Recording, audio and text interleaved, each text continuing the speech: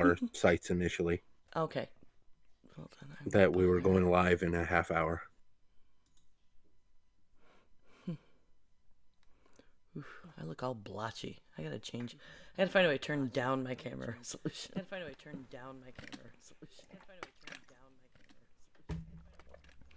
All right, give me a test. Test 1 2 1 2 3 1 2 3 1 2. Okay, I made sure you were going through the stream.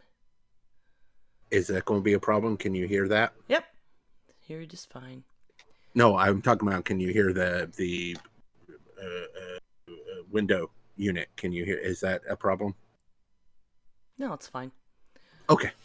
You're on speak to talk, so like I can only hear it behind when you're talking anyway, so it's not very distracting. It's not keeping your mic open. Okay. Okay, we are live. Woo.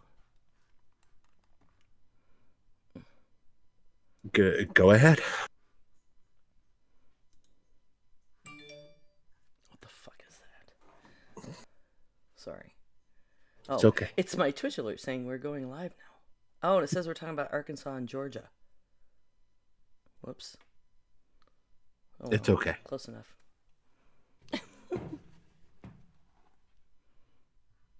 I have you starting. Oh, I had to push the button. That's right. We have a theme. Devil is amongst us. Stay back, boy. This calls for divine intervention. I kick ass for the Lord.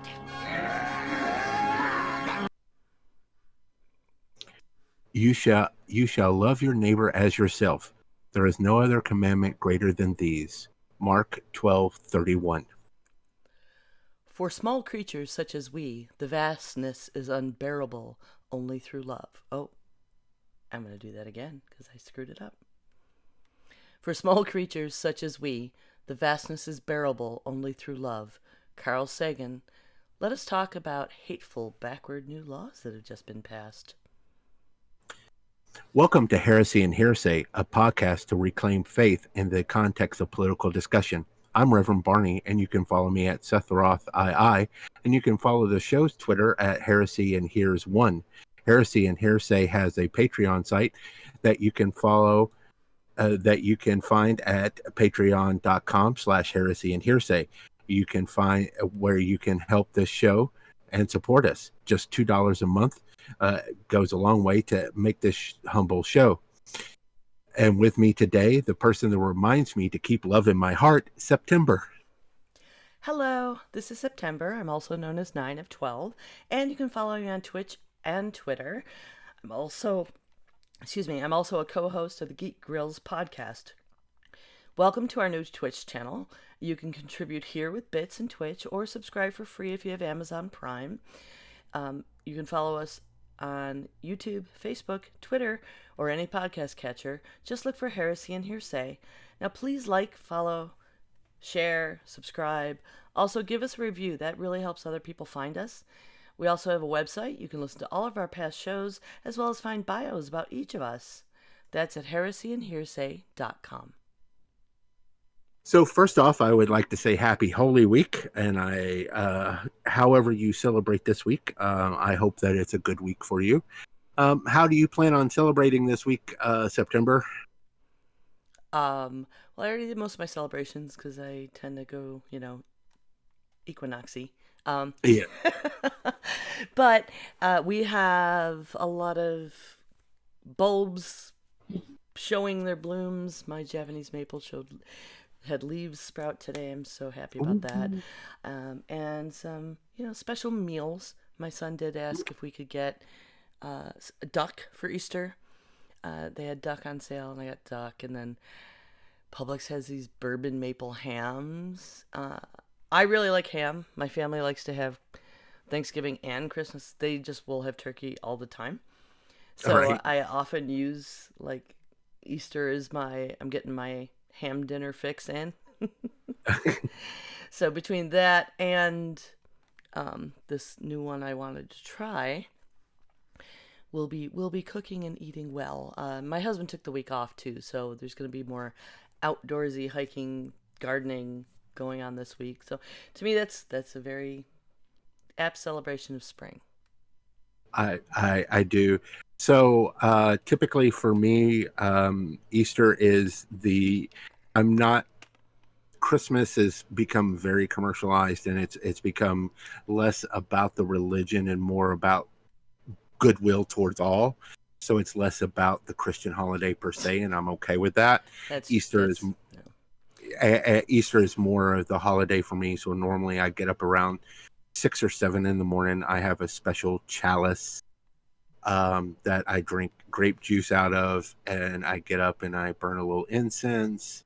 I have a little baby cauldron that I burn a little incense in, and I read the resurrection story. I typically read the where Mary Magdalene and Mary, the Son of God, finds. I prefer that story, and then I do the Lord's Supper myself because I'm not Catholic. I don't do the consecration thing. It's more of an observance. Out of this, I bought it's a dragon chalice, so it's like, but it's real crystal, so it's like I'm like, yeah, I have a geek in me, so it's like I pull it out, I wash it out once a year. This is what it's for. It's like, it's like gotta be like, well, all right, okay. So but and I do that. I remember one year I went to a convention, and I was like the only one up at 6:30 in the morning. Well, people were crawling into bed, but I got up and did it, and I went back to bed, and it's like, yeah. And people ask, well, why don't you go to conventions during this? Like, it's because it's my high holy holiday. And then I don't do a lot of big meals because I typically are working that day, but I do have my single Cadbury egg. I shouldn't, but I love Cadbury cream eggs. I have always loved Cadbury cream eggs. I remember one year Cadbury Easter was really early. It was like in the middle of March. It's like late March, and they still had eggnog that was still in season. And I did a eggnog Cadbury egg cereal, and I woke up 3 days later from a sugar high. That was a mistake. I will never do that again. Wow. Yeah, that was. There are Easter food traditions I miss from back home in Buffalo, because it was a big time to go to the Broadway market and get things like butter lambs, which is something my grandmother always did. And that's one of the times a year they make the holiday Polish sausage. Oh, and like a proper garlicky holiday kielbasa is one of my favorite. That's lamb is not very well known down in the South. It's big on ham. Is the Southern thing, ham, and of course, the green bean casserole. Oh no, a butter lamb isn't a lamb. Oh, okay. What is a butter lamb? It is butter that is sculpted to look like a lamb that they make around Easter. I don't think that's very healthy to eat. Well, you don't just eat the lamb, but you put it on your holiday table. Okay. All right. It's still okay. As for your other dishes, I'm hoping for. But yeah, you put it on your mashed potatoes. You put it on your, whatever challah bread, fancy Easter foods. So okay, it's decorative. Okay. And I should do that. I just occurred to me. I have another thing my grandmother would do is she makes a lamb cake. I found a mold just a few months ago. I was in Goodwill, and I think it was $1. They had this lamb-shaped cake mold, and I was really excited because this is something I would have growing up. My grandmother would make. It's like a spice cake, and then she would frost it and put like coconut all over it so it looked fuzzy like a lamb. Yes. So maybe I'll go ahead and have a go at the traditional lamb cake. I don't have my grandmother's recipe, so it took some like internet research to try and figure it out, because it's got it's a 2-part mold, and I was like, well, how the hell do you put the batter in? Right? Or do you bake it in 2 halves and stick it together, and then it would be shaped weird? But apparently it's like got egg whites folded into it so it rises a lot, and it's got a hole on the side of the mold so the air can escape. So It may be a disaster. I remember many Easters where we were trying to stick the head back on with the frosting because of the shape of it. So we'll see. Oh God, the lamb's head has come off. Oh no. Especially because the one I Yeah. have isn't even a proper cast iron one. It's like aluminum. But Yeah. Well, that yeah, no, it was for us. It was a lot of ham. I know, Mom, my mother tried lamb, but lamb's so expensive. At least around here, it's not some.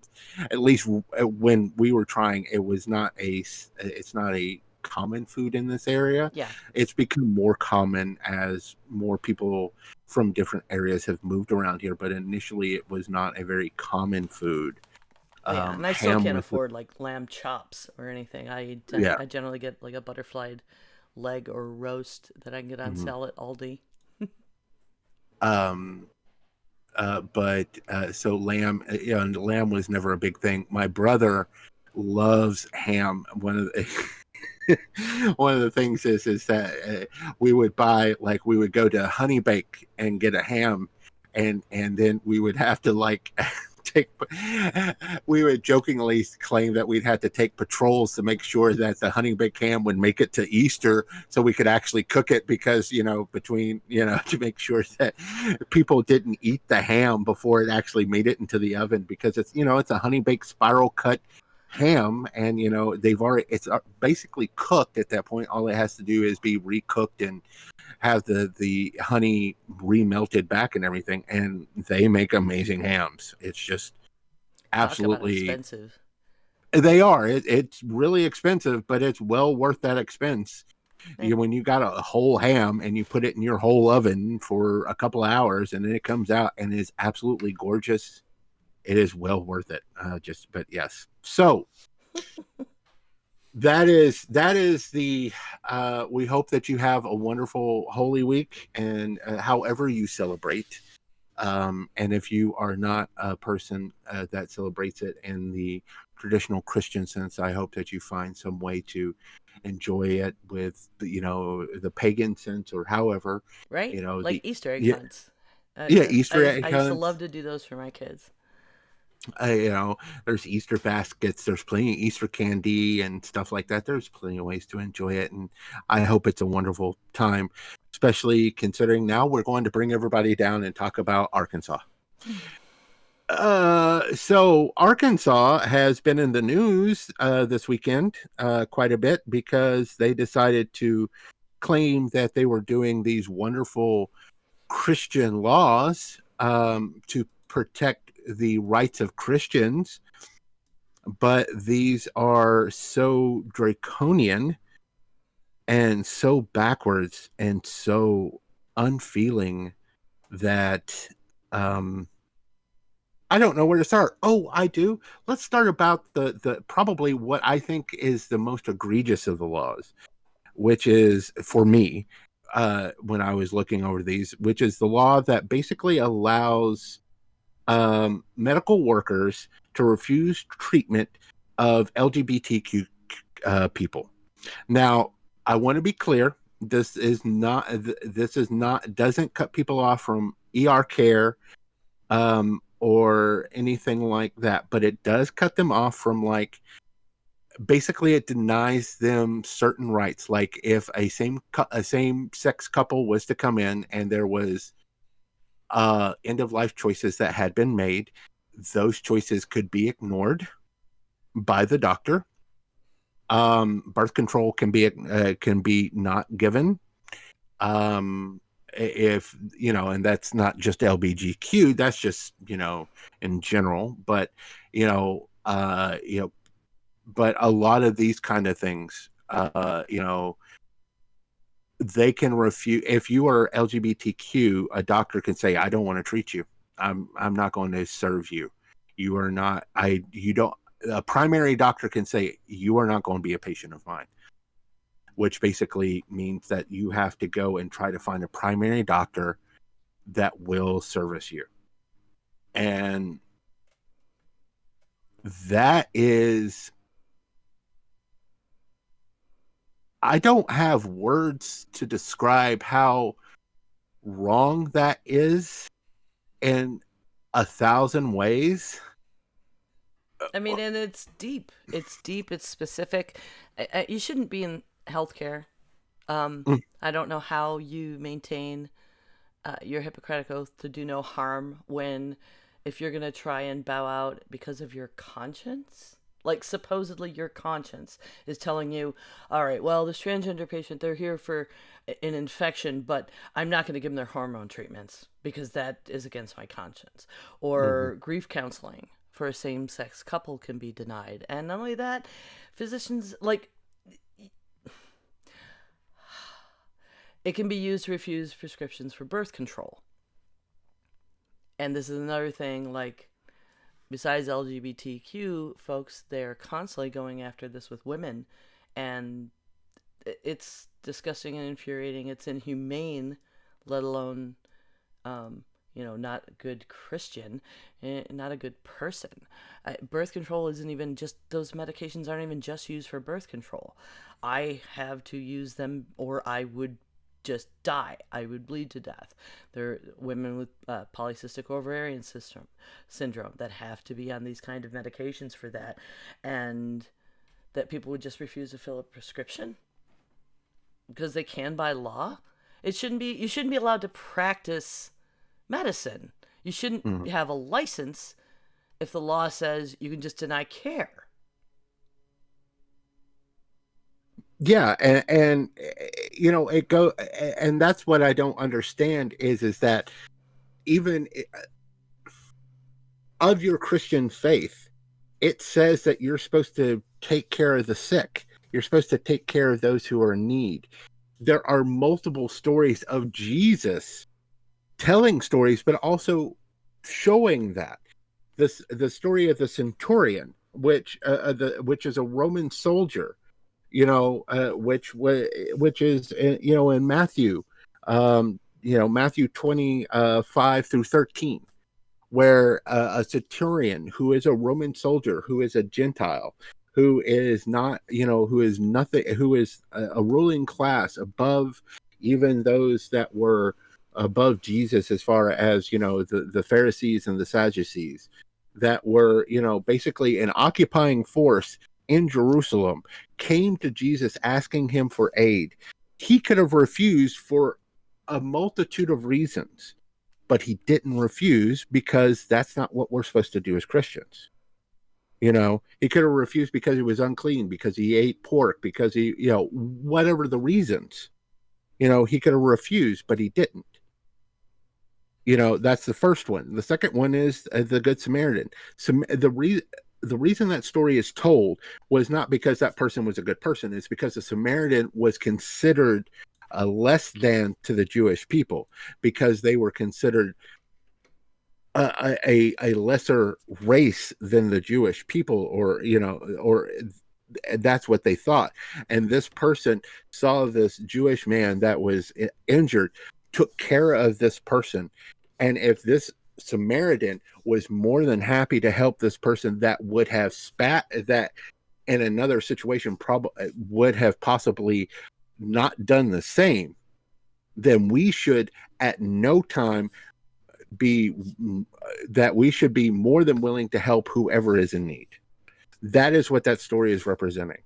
So if you are a Christian and you say that you are a Christian, then it doesn't matter what their race is, doesn't matter what their sexual orientation is, doesn't matter who they believe in. You should be willing to help them. That is part of your Christian creed, as being a Christ-like person. And if you can't do that, then you are not being Christ-like, and you are not a Christian.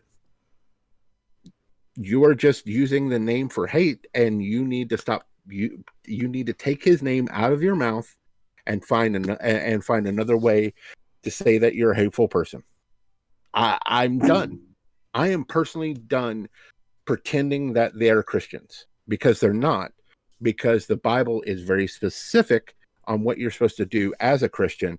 And if you're using this for hate, then you're not a Christian, and you need to take his name out of your mouth, because you're not. And the Bible is specific about if you're not a Christian or if you're not a person of God, you need to remove their name from your mouth, because you are desecrating that name. That is what blasphemy truly is.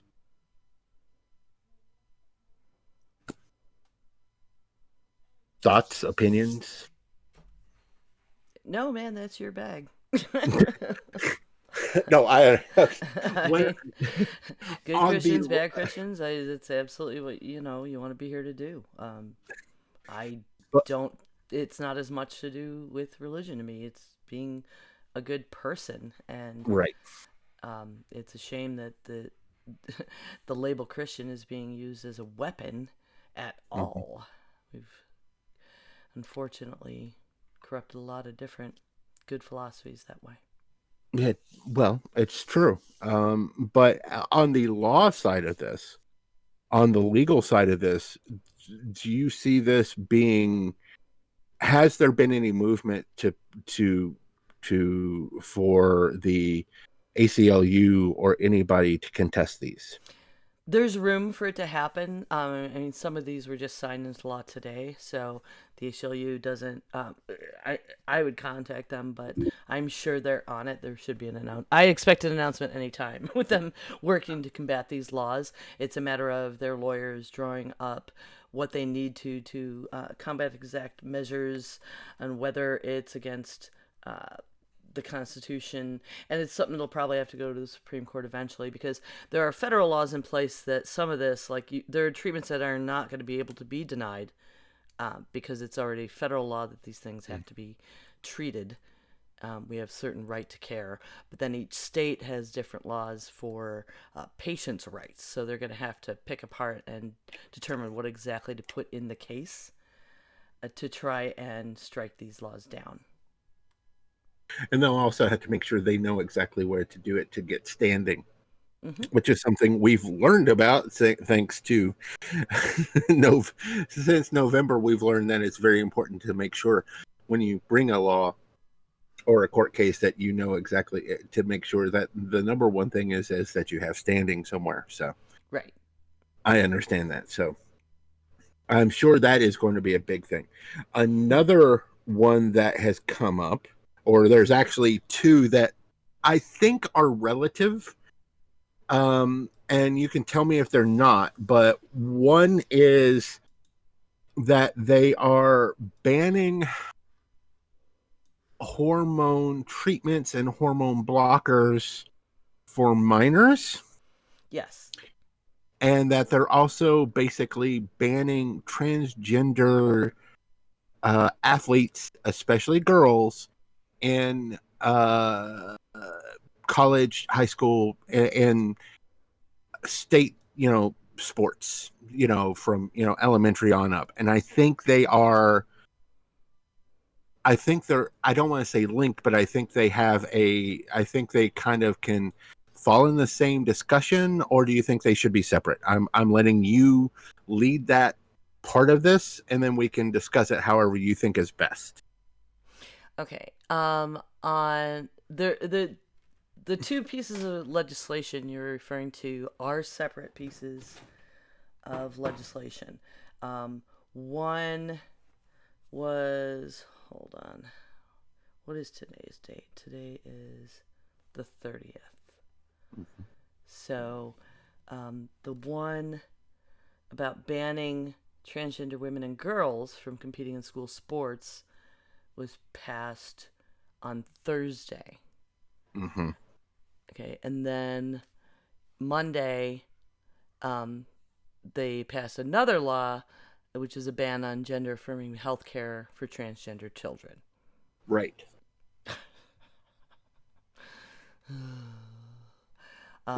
So yeah, they're just moving right along. They went with banning sports, and the governor signed that, and a few days later they sent him another one, which I don't believe has been actually signed yet. It may have been today, because they were at it again today. Today they also announced lifting the mask mandate, because fuck science, apparently, in Arkansas. I mean, genders more than two genders is backed by science, and they need to stop this. And the stuff with the sports, they have all these ridiculous justifications about fairness, and it's just wrong. But right. And the thing is that the science doesn't back that up. There are studies showing that isn't the case. There is a big deal that is happening in Connecticut about two transgender young women who won multiple track meets. And that there was this lawsuit that happened because, they were transgender and everything else, and it was a big deal. But ultimately, the thing is that they were having the hormone blockers and the hormone replacements and everything else. And the Olympics basically state that how they ruled is after a year, basically everything seems to be at an even level as far as for women's athletes. And a lot of the cases that they are using against this have been anecdotal versus scientific. And they are one case versus the fact that this person won this one event. But at the end of it all, when they've won this one event, they have also lost this many events. You know what I'm saying? So It's not like they've dominated this field. They've only won one event versus dominating this field. So it's been, and here's the thing: there's been some in professional sports. There's been some movement about banning trans people, but there's also been Billie Jean King and a lot of people writing saying no, you can't ban these people, and if and being writing briefs saying no, they shouldn't be banned, because again, it was I know that there was a big deal. We both can probably remember when lesbians were kind of should they compete in women's sports because they're more manly? Remember that little taboo for a while? Mm-hmm. So it's, because maybe they're really going hard toward stigmatizing, toward excluding, toward just feeding these prejudices too. Because, I mean, the one passing bans targeting treatment of minors is overkill. Really? I mean, because it relates back to, it's another one of those, because of conscience things, they can refuse to do it, that they've already passed, they can do for any host of services. So then they're actually also just piling on with another law specifically targeting young trans folks. And this leads into not treating mental health care as health care, because the dangers created for entire swaths of our communities by neglecting and refusing to give them treatments is horrifying. Right.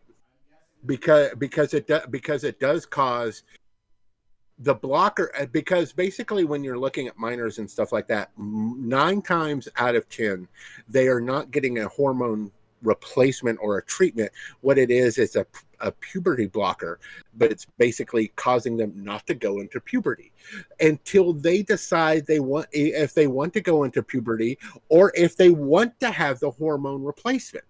That way they can make that decision, because we know we've been through puberty.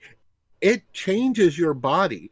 And if you are born a male and you think that, I apologize, and you feel, I wouldn't even say born a male, though. I would say if you are designated, if you are assigned, if you are CIS, male, which people understand. All that means is you were assigned that at birth. It was the closest they could guess, and that's what it is. I personally know a person who was born back in 40s, late 40s, and she was given treatments hitting puberty. the doctor and the parents decided they weren't presenting male enough yet. They weren't developing toward male enough. They were hitting puberty and not, because, I mean, just because there's something there, it's not completely indicative of all the other characteristics that go with the gender. And Right. they were given testosterone. And later in life, transitioning into herself, there Right. were treatments that she was, basically trying to reverse and could never reverse, and had to, live her life with this very low voice and all these assumptions. And I mean, you can't undo it. And so, yeah, a blocker is like, all right, let's hold off while we get the rest of this gender stuff sorted out. And science, as it comes along and we're able to chromosomally say, oh, well, look, they actually, even though they're mostly presenting male, they actually have more female, brain development and, actual genetic development in their bodies that we don't see on the outside that Right. are female, and letting them affirm that later in life when they've had everything they need to survive in our society with that understanding. And denying that care, I mean, is just condemning them to a lot of pain later on, or just not being allowed to have a choice, which is, I mean, this is why the suicide rates are so high in our community. Correct. And I'm still, and forgive me, I am still trying to get the vocabulary correct, and I am working on it, and I am trying to get all the vocabulary correct. So bear with me while I'm trying to get the vocabulary correct, dear It's viewers okay. and listeners. Just because of my nuts and bolts politics, I have more experience using it, and so I figured I'd jump in and I help you appreciate out. it, because I was like, I am so getting this wrong, and I am sinking fast. It's like thank you, but so yes, but the blockers do that is so that when they are able to make that decision, and when they can and able to take the proper hormones to where it does not, because at a young age and everything else, it may cause more harm than good, then that's where the blockers are actually very useful. It doesn't do any harm. No matter what people are saying, the blockers do not harm the individual. All it does is just puts a roadblock on puberty. That's all it does. You know what? And theoretically less harm than a lot of other ways that this has happened. Right. I mean, And I have a here's cousin who didn't hit puberty until very, very late in life, and because she was a gymnast, she was very, just pushed and pushed by those kind of sports parents, and so active so long. Right. I mean, and so puberty was delayed, and she had her period, and then she was getting stress fractures because her body was not allowed to. And we push athletes to behave that way, like that's a fine idea. And then we're gonna what? Like not allow somebody to voluntarily, at a few years before they hit puberty, to get their psychological development and other physical development in order?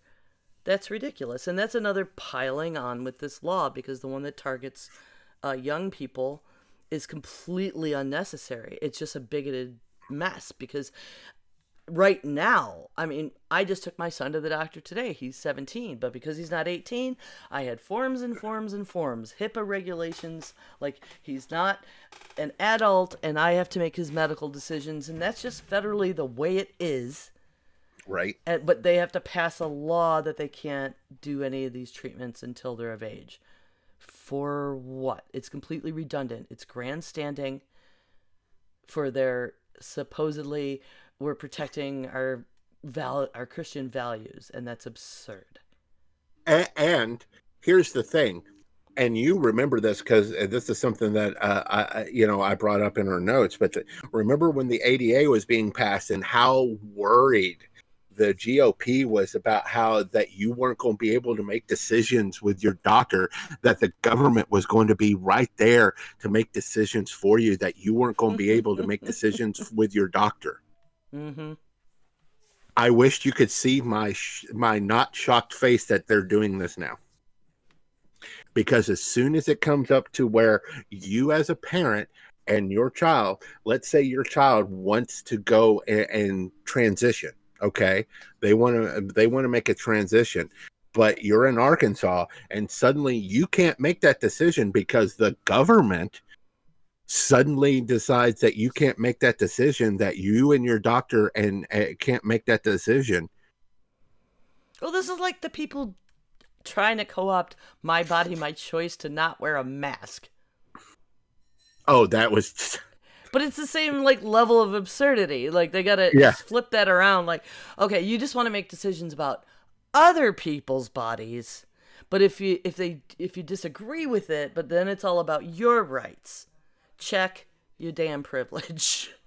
Oh, don't even get me started. Someone was talking about the about getting the card showing that you've had the COVID shot, Mm-hmm. you know, and everything, and labeling it the same as getting the Jewish star. I kid you not. A couple of Republicans are labeling it the same as getting the Nazi star, the Jewish star in Nazi Germany. Well, those idiots actually are carrying around that view that some people are lesser, so they can't get their damn heads out of their ass. Like This is true. no, we're trying to protect each other and everyone around us. We're not trying to like just shame you Yeah.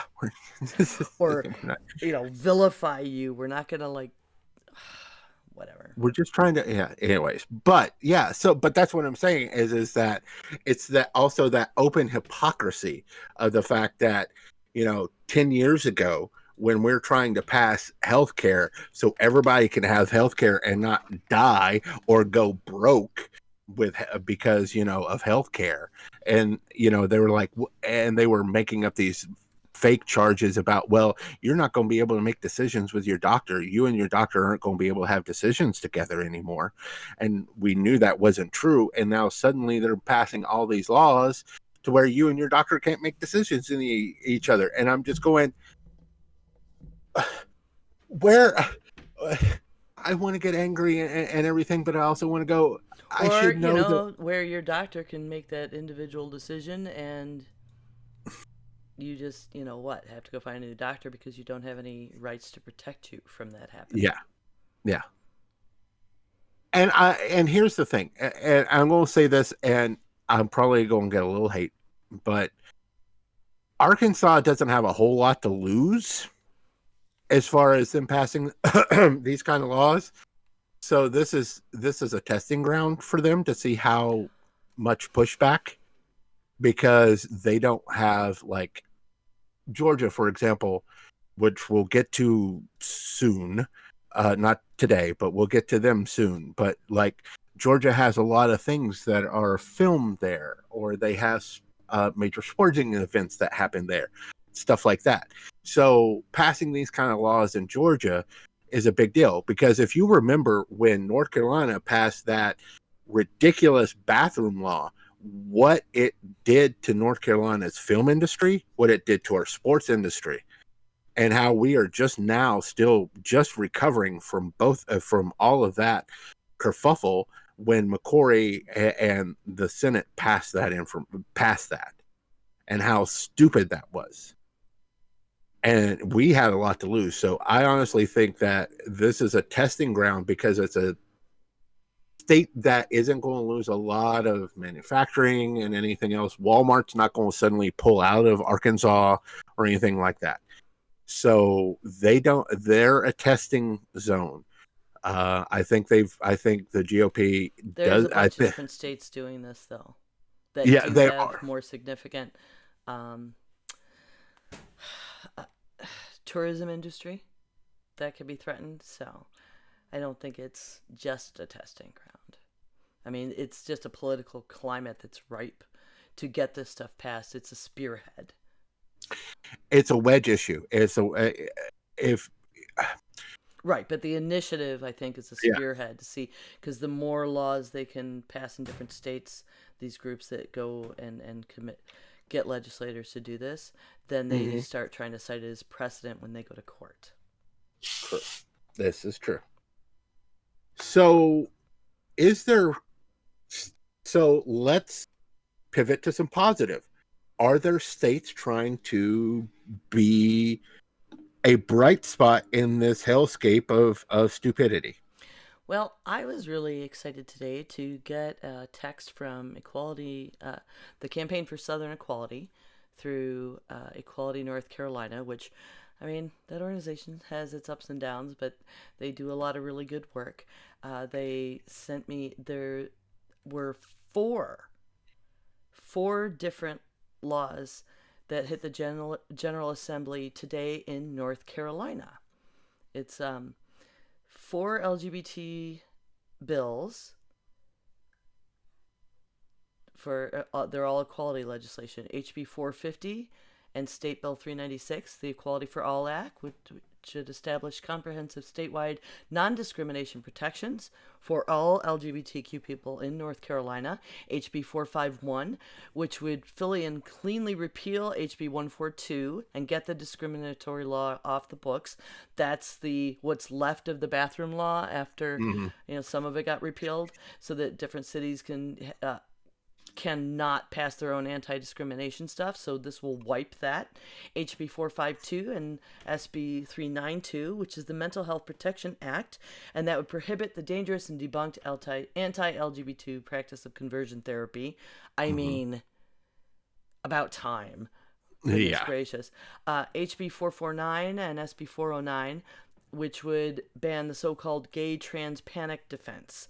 This is a defense that has been historically used to dismiss anti-LGBTQ violence and justify heat of passion assaults. Yeah.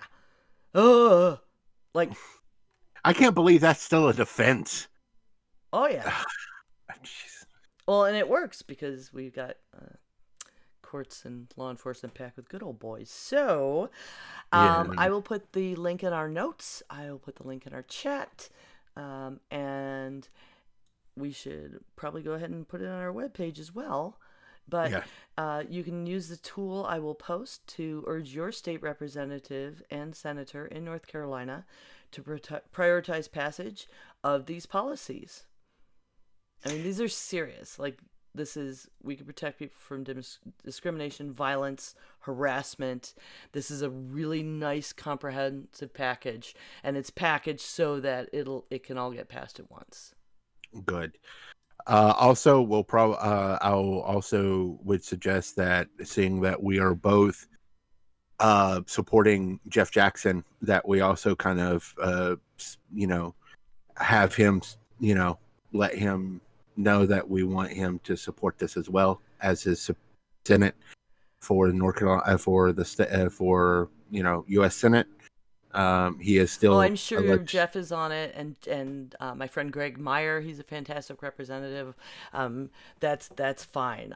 I'm going to be writing to Jeff McNeely and Vicky Sawyer because my reps are not as likely to be voting for this sort of thing, and those are the people we really need to reach to let them know their constituents are watching, and we want this. Yeah, I need to check and see who mine are in my local area. The tool that you were given when you put your name and your zip code in will automatically write to the representatives that are your reps. Perfect. This is work. A nice... Yeah. Fantastic. It gives you a little it gives a subject line and a message line and some tips to write the letter, like use your own words, share your story, remind them that the majority of North Carolinians across the state and across the political spectrum support equality measures.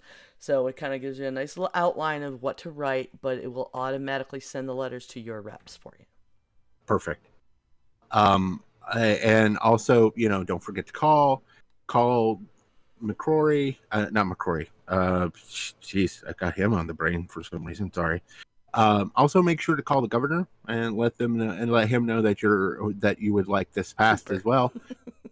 So that these pass as well, so that it's in his ear, so that he can also push on his end, so that he knows as well. So let him know that you're interested in as well.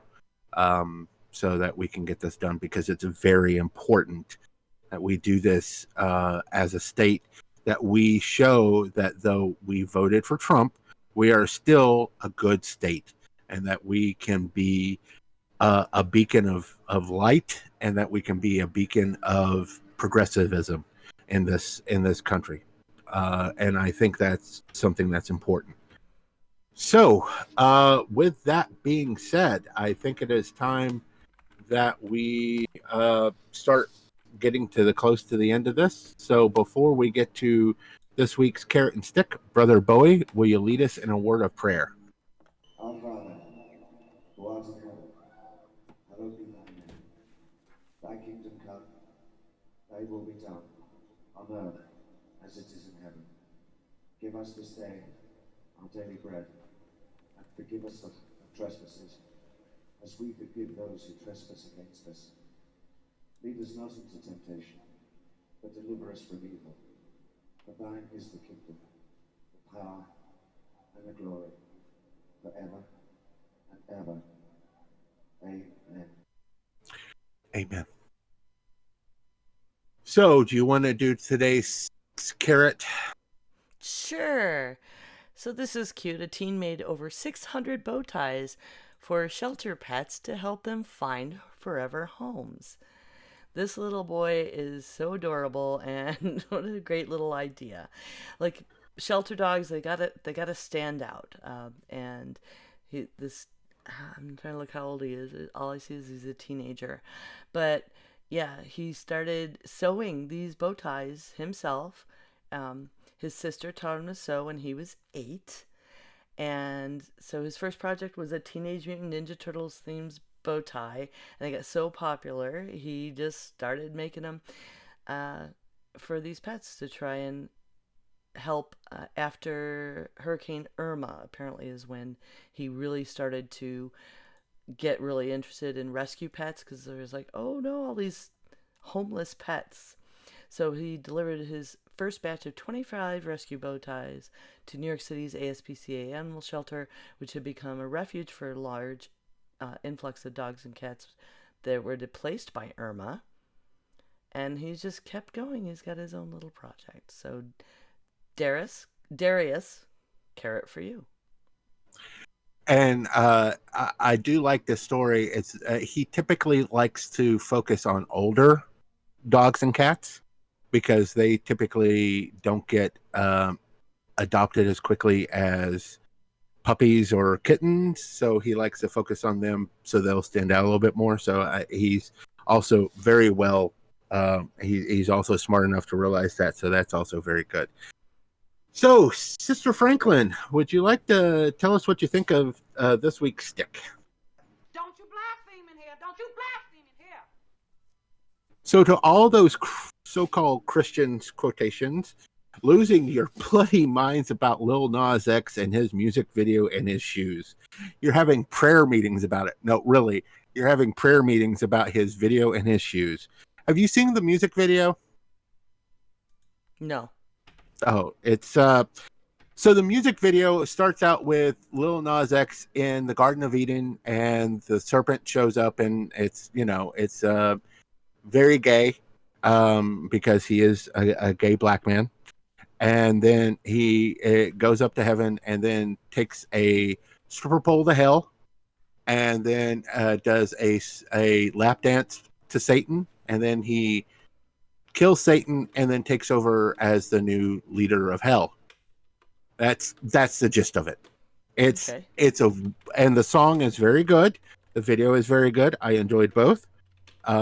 And basically it's him embracing what, gay men, especially gay black men, have been told their lives is that you're going to hell for being gay.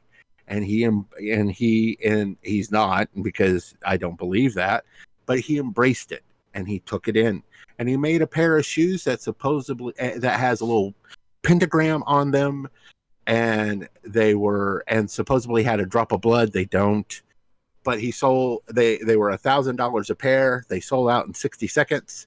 And there's been this big, think of the children kind of thing going on about this. And I'm just like, really? They had there were videos of people having prayer meetings about this because, this is the guy that teamed up with Billy Ray Cyrus last year, and now he's doing this. And I'm like, really, guys? His tweets I have seen, and they're fire.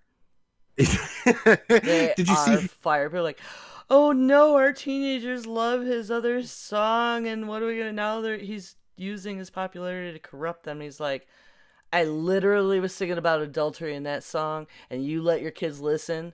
You got your own problems. Like, oh, did you hear that the Kent State rifle girl went after him? No.